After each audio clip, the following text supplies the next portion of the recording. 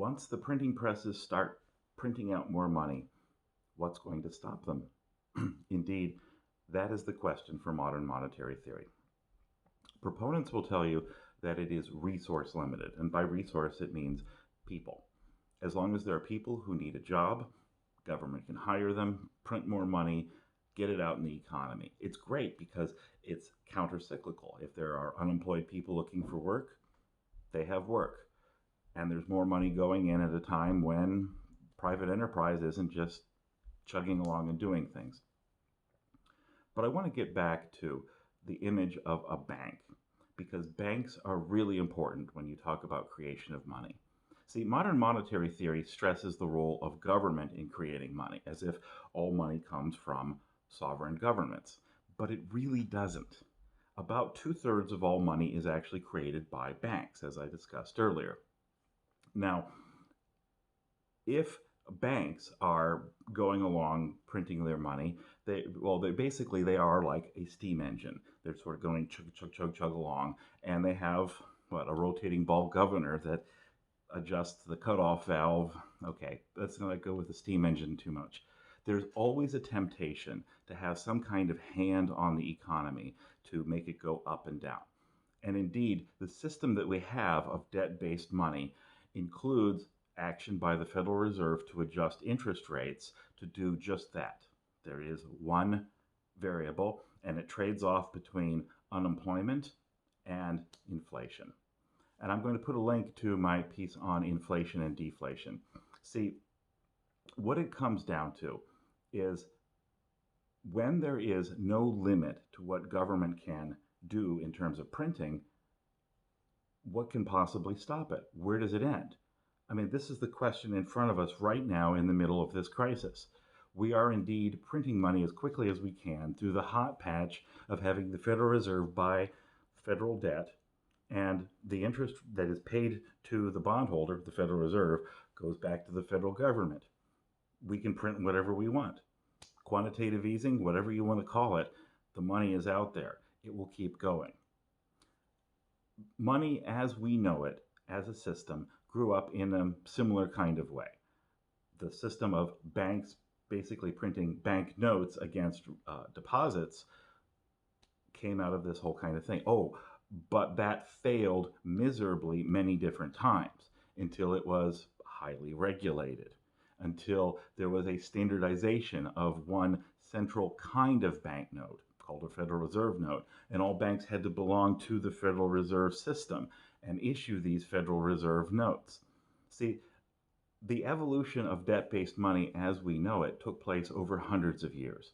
Right now, modern monetary theory, while it is still developing, is the reality, and we have to figure out how do we put the actual limits on it. But what about that idea that it's really limited by the number of unemployed people?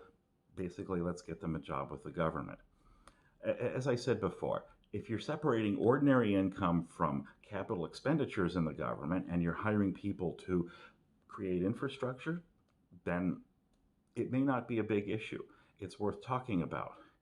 But if we just sort of try this and see what happens, what's the downside? Well, money itself could fail. And we have seen time and time again throughout history that money itself has failed.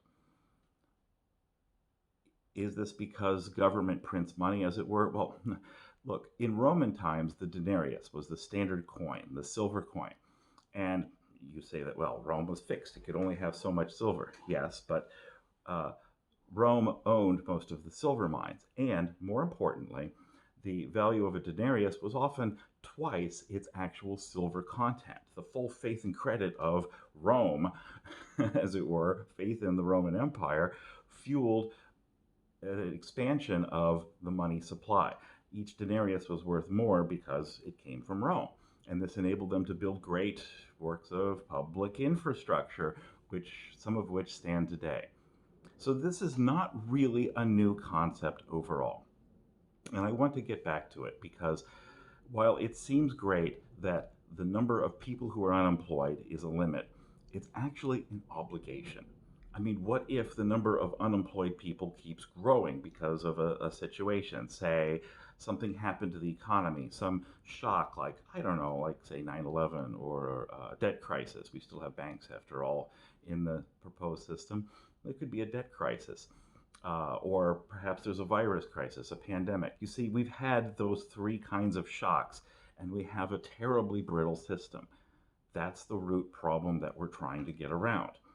Would the modern monetary theory system, as proposed, be any less brittle?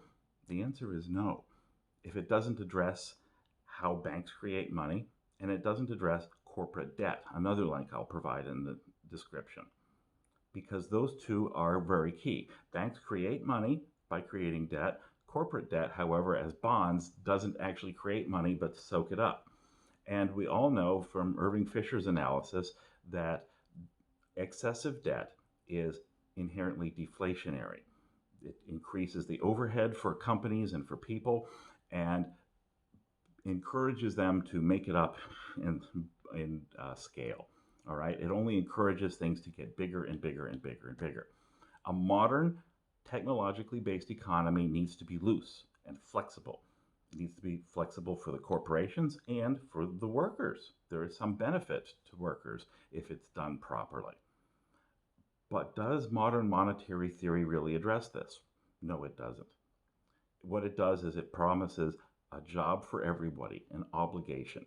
Well, we could just turn off the presses whenever inflation gets out of hand. First of all, what is inflation?